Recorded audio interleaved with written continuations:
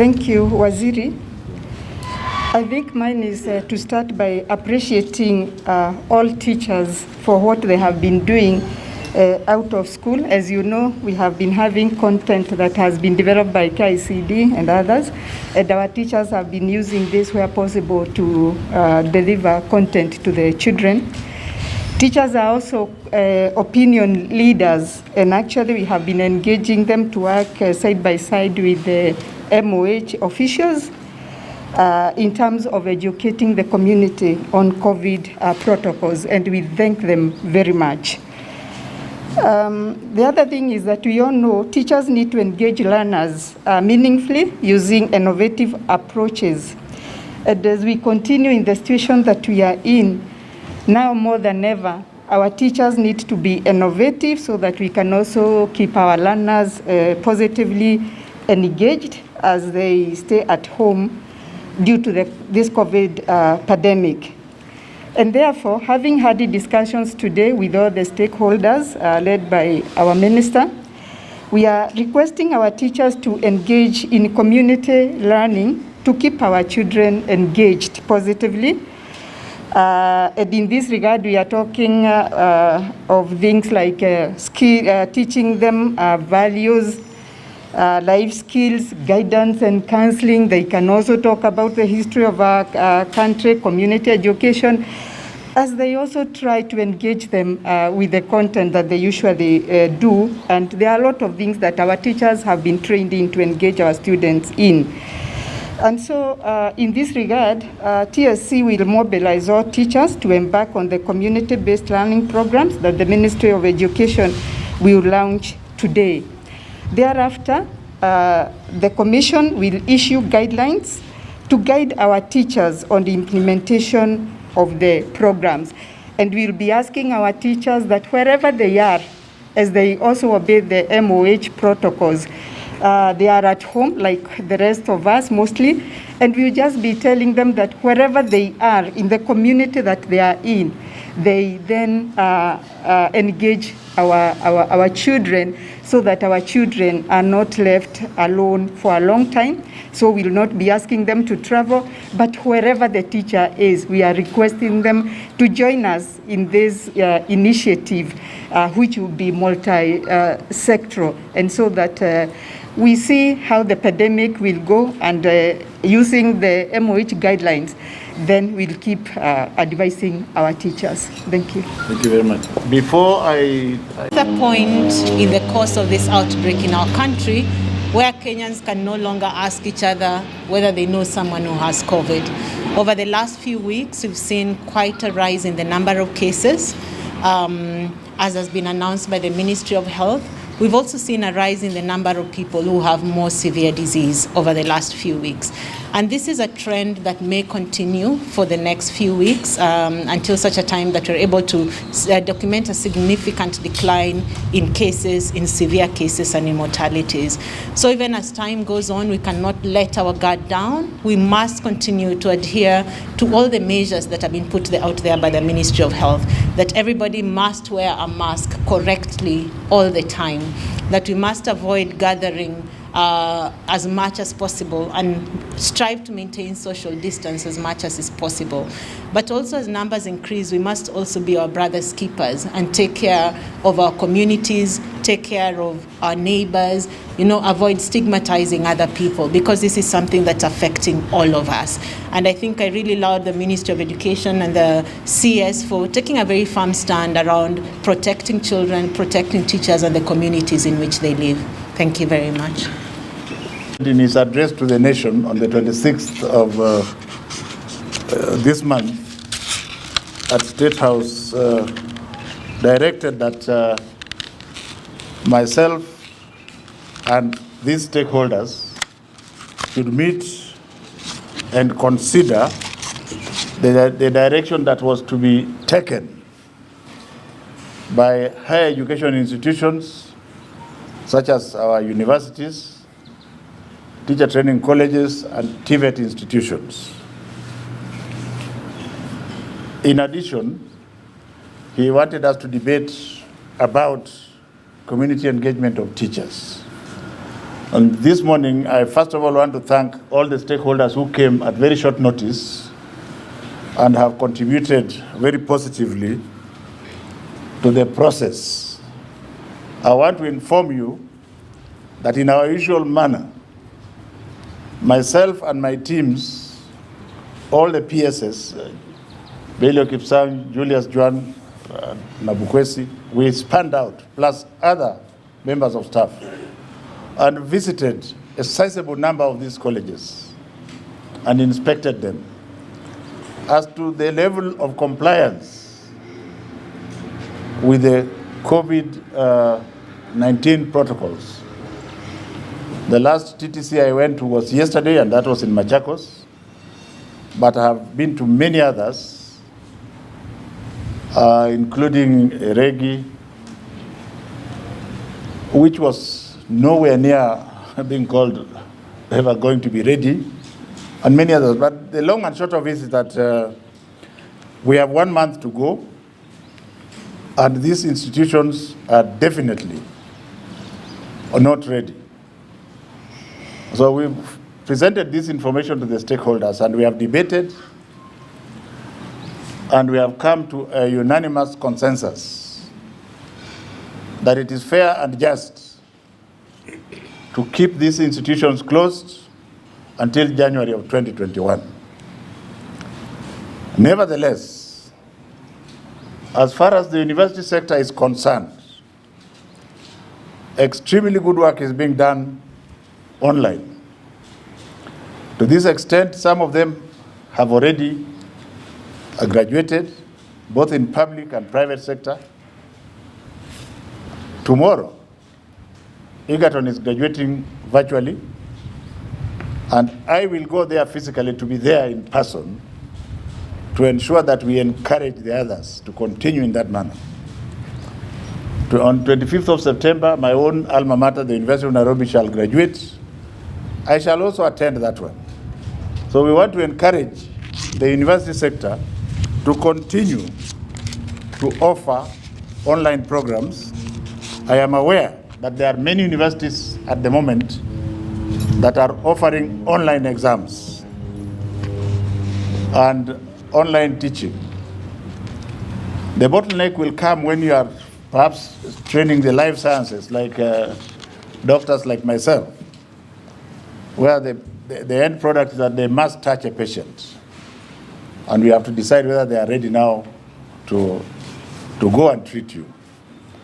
Or the good side is that it would be desirable to have more doctors released before the end of the year. But if this is going to be an exception, then we as government must be prepared to provide PPEs for the examination classes in the final year, so that we allow these doctors to graduate and join the others in the fight against COVID. You have already heard from Dr. Ombajo that, and you know yourselves, that anywhere where there are 10 people, 1.6 people are positive, which means 2 are positive. Even among you there now, as you are, or even behind me. No, it's not a laughing matter. We test ourselves and we'll find the person who see healthiest is perhaps the one that is positive. So we are not going to gamble with the lives of our children. Perhaps you are also aware that we have started to lose very valuable elderly academic professors who still have a lot to offer. Ladies and gentlemen, therefore, with effect from today, I think we shall continue. My team will continue to inspect these institutions to ensure that they keep on getting ready. So it's a blessing in disguise, because we are not going to lower our systems down, because if you lower your systems down, then they will also stop preparing. And by the time January comes, they will be in very good state to open. And by that time, by the grace of God, we shall have, the experts are saying the peak is coming in October. Therefore, we should actually be flattening in January, February. But as a surgeon, I have no authority to say so when the expert is here. If I've committed a crime, just forgive me. On the other matter, which was new to us, the government of His Excellency Uhuru Muigai Kenyatta has been very benevolent as far as teachers are concerned. He is happy that our teachers are among the best, not only in Africa but the world. And we have a pandemic and a problem. So it is in his wisdom, he thinks perhaps we can use these teachers in another manner. And he says I should bring it to the experts behind me. And we have debated thoroughly and said, and please don't misquote us, the idea is small communities where the teacher teaches in his own local community. The way Kenyans behave, you'll find a good teacher attracts people from far. If that is found, there will be a consequence. But first of all, it's going to be a multi-agency. There will be teachers. We shall have the Ministry of Interior, from the county commissioner, the deputy county commissioner, assistant county commissioner, the chiefs and sub-chiefs. The leader is the teacher. And why we have all these people is because we want to monitor together.